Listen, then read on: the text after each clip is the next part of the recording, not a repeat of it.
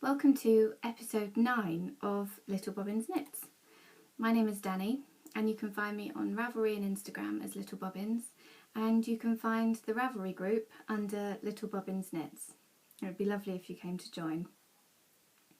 Thank you so much to everyone who's been in touch this week and chatted on the boards or sent me messages or chatted to me on Instagram. It's always so lovely to speak to you, and that's why I do this, really, because I really enjoy speaking to you. So thank you very much for getting in touch. Some other thank yous. Thank you to Dr. Kelly from the U University podcast for mentioning this podcast. That was really lovely surprise when I tuned in. I really enjoy that podcast. If you don't listen to it, I'd really recommend that you do. It's an audio podcast and it's got bits about knitting, but it's also got, like, last episode was about introverts and the episode before was about sleep. It's always something really interesting and it always leaves me thinking. So yeah, thank you very much. Also Tanya, who's Beezy Mama on Instagram and Ravelry and has the Sampler Girl podcast, she mentioned this podcast as well, so thank you, Tanya. Tanya's just lovely, and her enthusiasm is just, it's infectious. It's just, you can't help but get excited about things when you're listening to Tanya speaking. I can't anyway.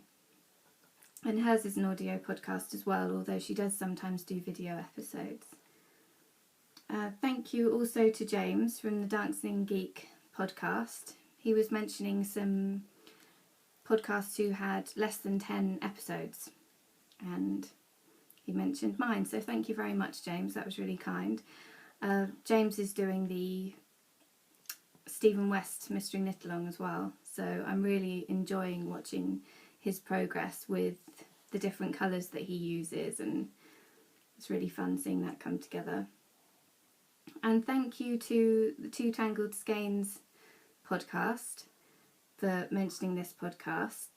I follow Sue on Instagram and I've chatted to her a bit before. She's Crafty Knitter 7 and she's just really lovely, and she's also doing a barn raising quilt, which is fun. And yeah, seeing that she had started the journey sort of pushed me on to start my barn raising quilt, so thanks for that, Sue. And that's a really fun podcast because you can see there are 3 of them and you can see that they're having a lot of fun making the podcast, and you get to hear about knitting from 3 different people's perspectives, which I think's a really interesting thing. So thank you. So thank you to everyone who's joined the group this week. It's lovely to see some new faces, and thank you very much if you've introduced yourself. It's lovely when people introduce themselves, but it's by no means a requirement because I'm not very good at doing stuff like that, but it's always so appreciated when you do, so thank you for doing that. And thank you to new subscribers on YouTube. It's just always so exciting when I get the email saying someone else has subscribed. I don't think that'll ever get not thrilling, so thank you very much. So I'm still a bit out of sorts, and I think the podcasting schedule will be a bit uncertain while next door's building work is going on forever. So I hope you bear with me. I don't need to moan about it, do I? Do that enough in my own head. So thank you for being here today, and I don't feel like I've got an awful lot to show you because I think that I may have slipped into some sort of time warp this week. I have no idea where this week has gone, so I don't feel like I've made very much progress on anything, but I'll show you what I have done. Bobbins here being clingy. There have been a lot of fireworks lately. Not that he needs an excuse to be clingy, because he always is, but he's extra delicate at the moment because he's terrified of fireworks with his giant ears, hearing all of the noises from streets away. So I feel like this has been really rambly so far. Sorry about that. So today I've got some works in progress, a finished object, some group news, some mitt-along chat, and I'll just remind you about the loop giveaway that I've got going, and I've wanted to have a bit of a chat about how we knit, and I'll draw for the winner of the Never Shall Meet pattern by Clothesline Designs. So let's get started. My first work in progress, I squirreled this little bag. I've had this bag since I was a child. I fell in love with it and convinced Mum to buy it me when I was quite young. It's fluffy and cute, and I've kept it, and I use it as a knitting bag sometimes. And I found it stashed in a drawer or something when I was having a tidy, because my tidies don't tend to be organised tidies. They tend to be, oh, this is a mess, I can no longer cope with this mess, put stuff places. So I indiscriminately put stuff places, not in an organised fashion, just in a I don't want to see it sort of way.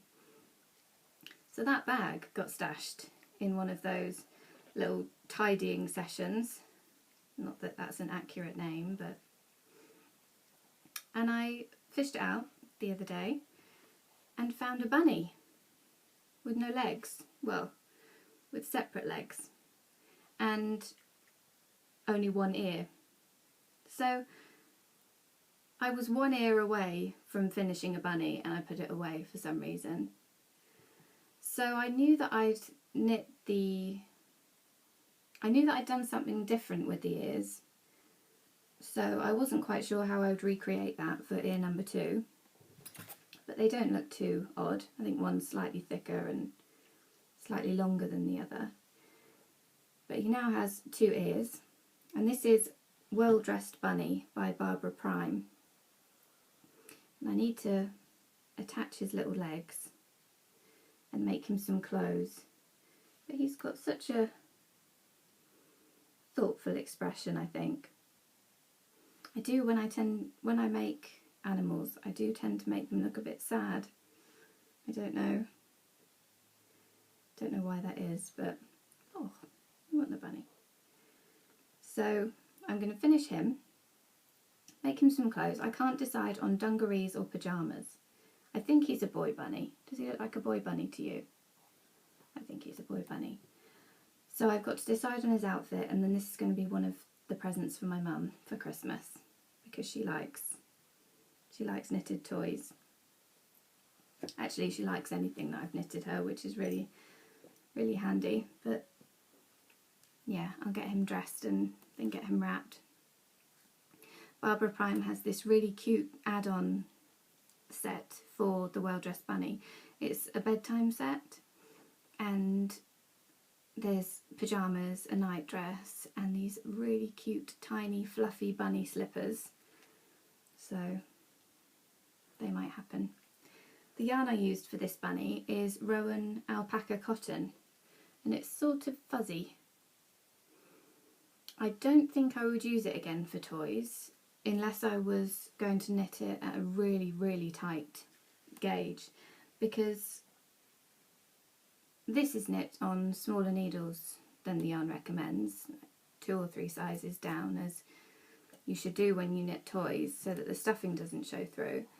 But it's a bit loose, and it seems to have stretched out a bit. So like on the face, you can see the shape of his face is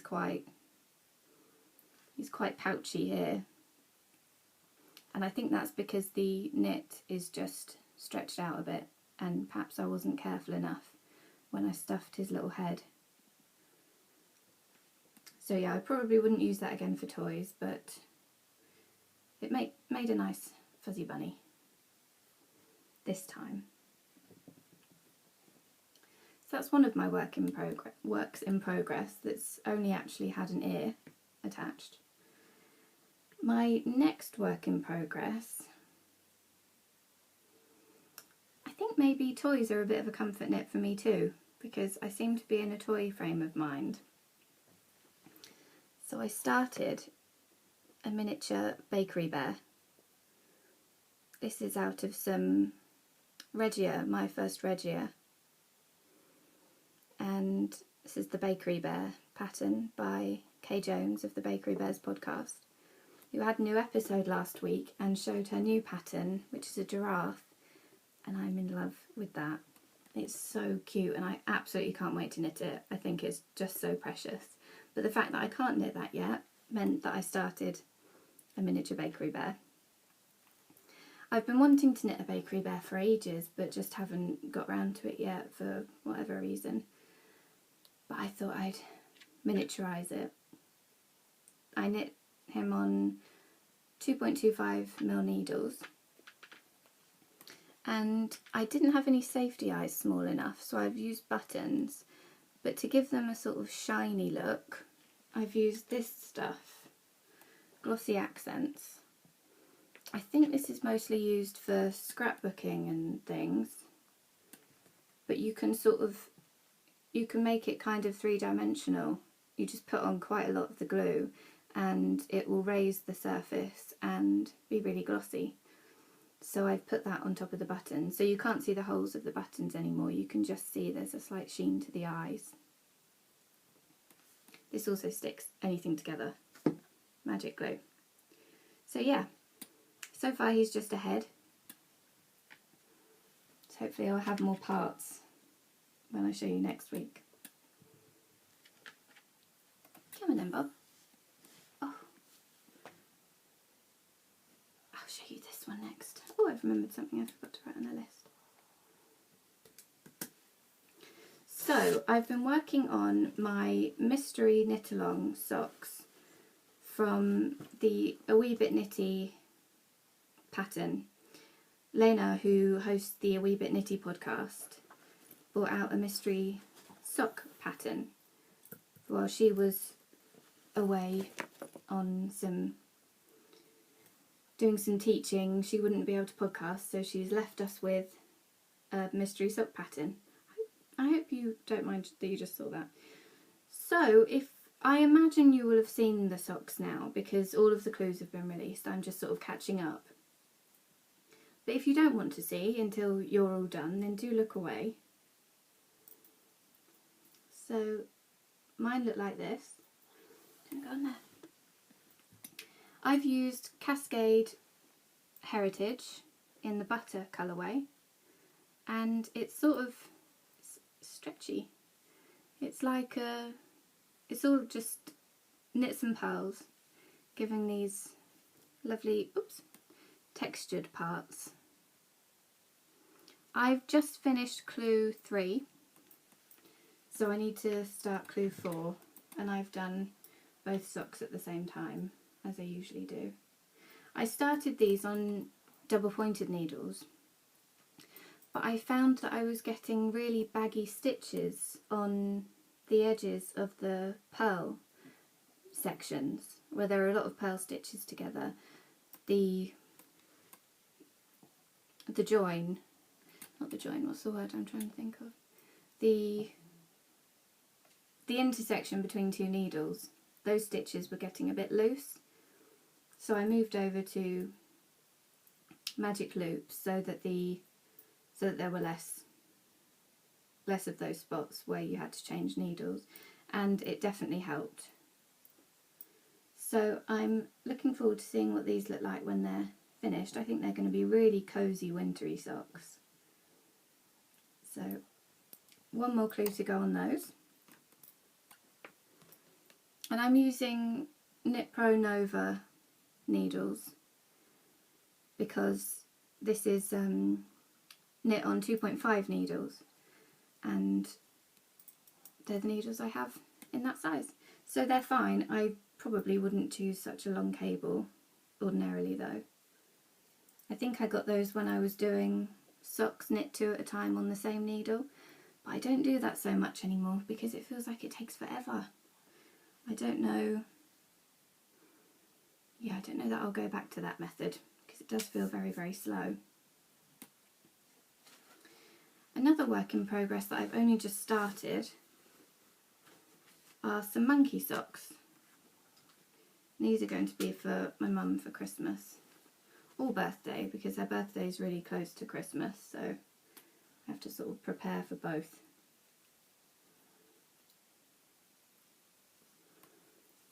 So I've only got the rib bit so far, and I don't know if you can see, this has got the golden frosting, because this is another one of Sarah's Texture Crafts yarns. In the sparkle sock, this is Woodland Rose. sarahstexturecrafts.com, and it's so pretty. I hope the sparkle is showing up a little bit, because it's just my favourite sparkle. It's so delicate, really lovely. So I've separated my yarn into two 50-gram balls, so I'm going to knit them at the same time, but they've only got this far, and these are 2.25 high sharps, which are my preferred circulars. So they'll be fun. I really enjoy the monkey pattern by Cookie A. It's really quick and it's easy to memorise, so it's a really, really fun one to do. And I know I'll be able to get them done pretty quickly, so as long as I knit them, of course. So that will be good. My last work in progress in my Scary Clowns bag is the Stephen West knit along. So I'll just get it out the bag there. And this is in my custom dyed yarn from the Wool Barn.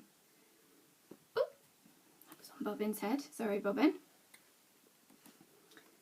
In these 4 colours. So there's a minty green, sort of cornflower blue, mauvey pinky purple, and an off-white, sort of creamy off-white, but there's a shade, sort of a hint of grey in there as well. It's not cream, it's off-whitey. And that was from the Wool Barn on Etsy. And I'll show my shawl now, so if you don't want to see it, do look away. Excuse me. I've put one of my little DPN cases that I make on there because I'm using higher sharps. Oh, it's alright. And I have dragged the project out of my bag and found the needles worked its way into stitches and made them a bit unsightly, so having them in the case keeps them from doing that, which I like. So I'm showing the shawl now. If you don't want to see it, look away. So this is what we've got so far. This was clue 1, all of this. See, it's done it again. Ugh, stabby. And then this is clue 2. I've just got one more repeat of this part to finish clue 2. And we had some brioche in this clue, which I love. And I love that you can see the mint green on this side, but on the other side you can see the blue. That's the most prominent colour. I really love brioche. I've knit a couple of hats about 5 years ago, I think it was, in brioche stitch, and it's so fun and so squishy and lovely. So I'm desperate to knit a brioche hat now because I think they would be so cosy. So that was fun to do. And then this sort of slip stitch pattern at the bottom. So yeah, it's coming along, and the rows are getting really long and it's getting quite big, so that's exciting. And I'm knitting this on higher sharps interchangeables, 4mm. So you can look again now. I've put the shawl away. But that's fun. I'm really enjoying getting those clues, and I just can't imagine what the next clue is going to be. And that's what I love about his mystery knit-alongs, because you just never know. You can't guess. Although I did guess that there would be some brioche, because he's been doing quite a lot of brioche knitting. So I kind of guessed and hoped that that would feature a little bit, but goodness only knows what's going to happen next. So, finished objects. I have one finished object, and it's a little hat. This is a sockhead hat by Kelly McClure, but it's knit with only 50 grams of yarn. So it just doesn't have the extreme slouch, because I think I only knit this for, well actually this came up a bit short because I've knit a couple out of just 50 grams before and they had more slouch than this. This one is quite small. But this is Rowan Fine Art in the Chiff Chaff colourway, and I've put an alpaca pom-pom on top because they're so fluffy and fuzzy. I get these from Toft Alpaca, and they are made from the fur taken from the young alpaca that have died of natural causes. So by Toft buying the fur to make into pom-poms, it means that the farmers still get money for the baby alpacas that have died. I don't know what they're called, whether they're calves or... I'm not certain. But yeah, so, and no animals are bred for their fur, no animals are killed for their fur. So I sort of see it as a ethical fur product, because yeah, it's still providing the farmer with money for a lost asset, effectively, if that makes sense. And they're super fluffy, so that's really fun. This one's for Mum. I'll try and put it on. I haven't attached the pom-pom completely, it's a bit swingy because I don't know if she wants a brown pom-pom or a grey pom-pom. But it's nice, it's got just a little bit of slouch, not loads, and it's really nice and cosy. And I like how this yarn's striped, because it's not a self-striping yarn, it's just variegated and it's made stripies. My hair's crazy now. So we went to the cinema on Sunday to see Gone Girl. Not sure how I feel about that film. It's very difficult to get into a film when you don't like any of the characters, I think, but it's the same with the book. But it was really long, and I was knitting away and all of a sudden had that much yarn. So I had to rip it back when I got home and do very, very short decreases. So I decreased every row, so it does look a bit puckered, but I don't think you can really see when it's on the head. So, but yeah, the pom-pom hasn't been attached properly. Oh, very odd. So I'm going to have to start something else for in my bag knitting. What do you have as your in your bag knitting? I liked this because it was just 50 grams on a circular needle. You could just go round and round. Or sometimes I'll have socks. But yeah, I'd be really interested to know, what do you have for those emergency moments that you know you might have to wait somewhere, you just grab before you leave, so that you've definitely got something with you. So that's my only finished object. Now on to group news. So I mentioned last week that Seashore Sharon has started a thread for a Christmas card exchange, and I'm so excited that lots of you have signed up. It's going to be so fun. I found my cards the other day. I'm really excited about them. So yeah, I'm looking forward to taking part in that. And Sharon's going to stop taking names on the 15th of November. So if you do want to be involved, do sign up and do send Sharon your address via PM before the 15th of September. No, before the 15th of November. I've gone back in time. Right. So yes, get your address to Sharon and sign up in the thread before the 15th of November to join in with the Christmas card exchange. But that would be really exciting. So, mitt-along.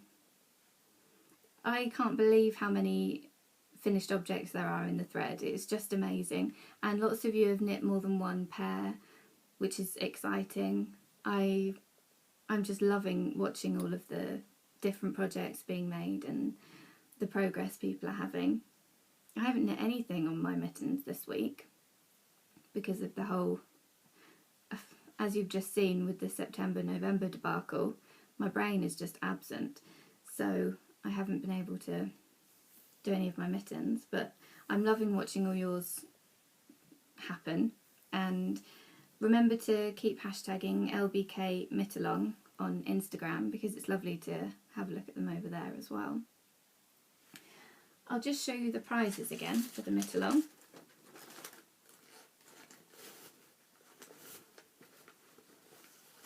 So we have a lovely skein of Louisa lace from Fondant Fibre, a lovely patchwork bag and secret goodies from Emily Levy on Ravelry,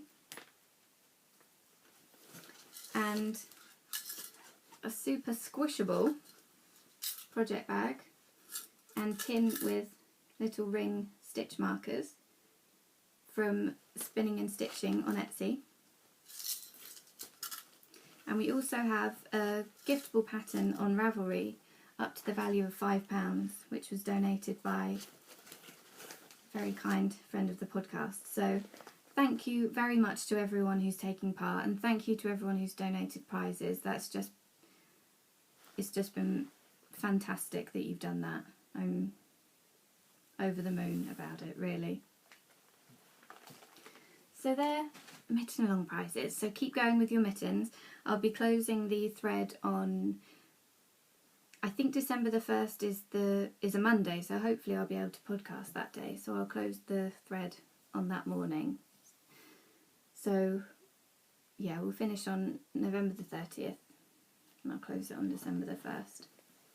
So if you get your project into the thread, then it's eligible for a prize. But do remember you have to be a member of the group to be eligible for the prizes.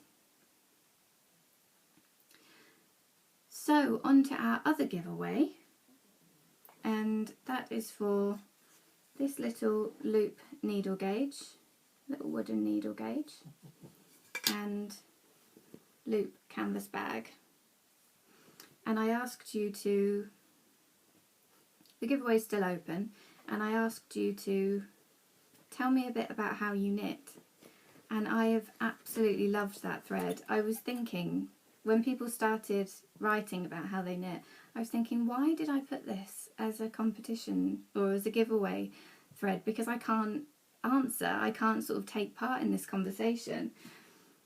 And it's just been fascinating to hear about how people knit and why they knit like that, and whether they do want to change their knitting style or whether they've tried before and haven't enjoyed it. It's such a fascinating thread. Do go and look at it, even if you don't want to take part in the giveaway. I bet you would be interested in what people have written because it has just fascinated me. So thank you to everyone who's joined in with that. It's still open until the next time I podcast, which will hopefully be next week. So yeah, I'll be really interested to read if you have something that you want to add about how you knit. And then I think when the giveaway is closed, I'll maybe leave the thread open just as a how we knit thread, because it's just been fascinating. And this is why I want us all to just meet and knit together, because seeing all of those different styles, it would just be fascinating. Absolutely. That's the sort of stuff that just interests me. So it's been really, really great. Thank you for taking part in that. I had a couple of requests to show how I knit. because I did it for a split second on the podcast last week. And so I filmed a little video of how I knit.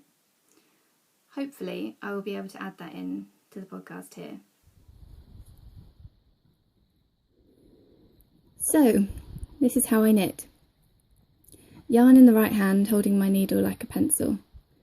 In A History of Hand Knitting by Richard Rutt, this method is identified as parlour knitting, as it was the method middle-class Victorian women used when they would knit to occupy the quiet hours in the parlour after dinner.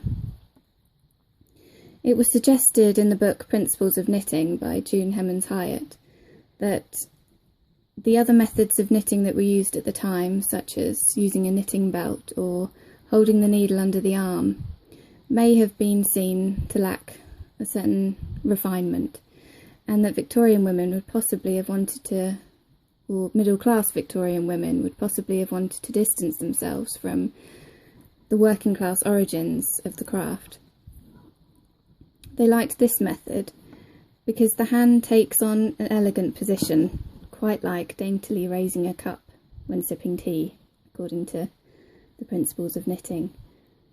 So I found that really interesting. Obviously that's not why I knit this way. I knit this way because this is how Mum taught me, and therefore I'm extremely sentimentally attached to it. In the book Principles of Knitting, June Hemmons Hyatt does highlight some issues with this way of knitting, such as holding all of the weight on this joint in your thumb. I've never found that I've had fatigue, but I imagine knitting a large blanket or something really heavy would stress that joint quite a lot. So it does have its drawbacks apparently, and I'm sure it's not the fastest way to knit, but it does the job.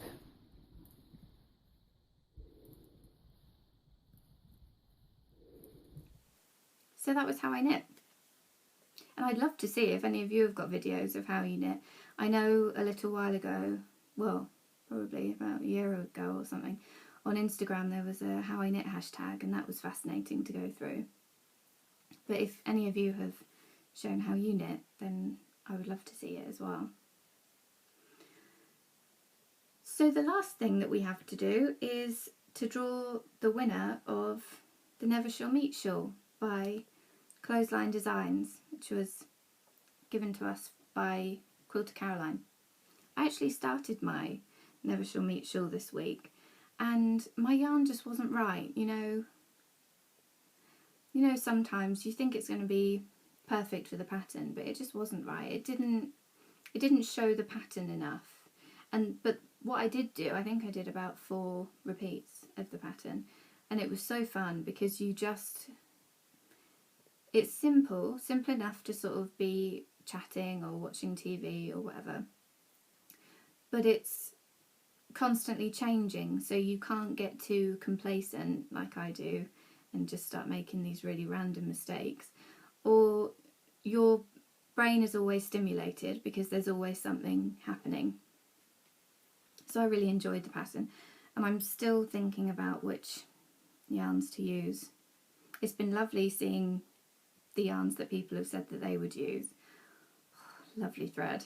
So I have set up the random number generator between 2 and 19, and I'll press generate, and it's generated the number 11. So let's see if we can go and see who that was.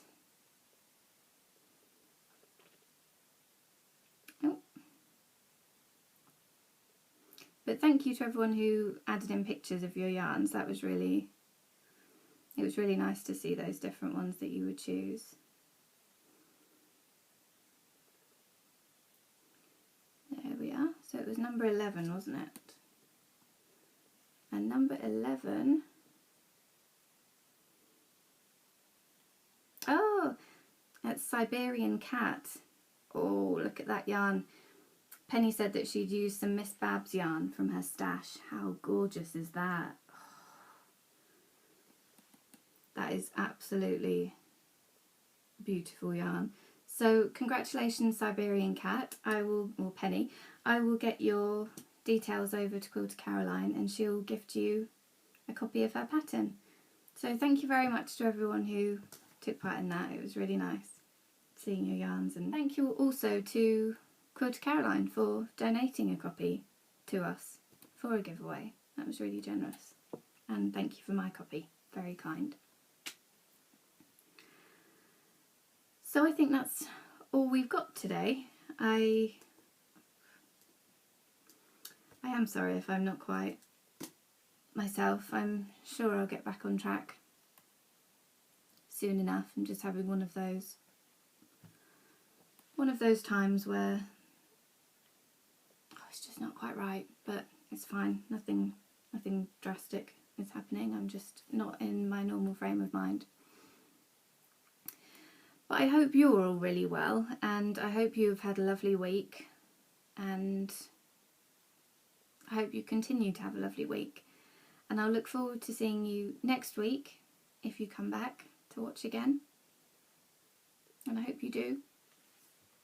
So have a lovely week, and I'll speak to you soon. Thank you for watching. Bye.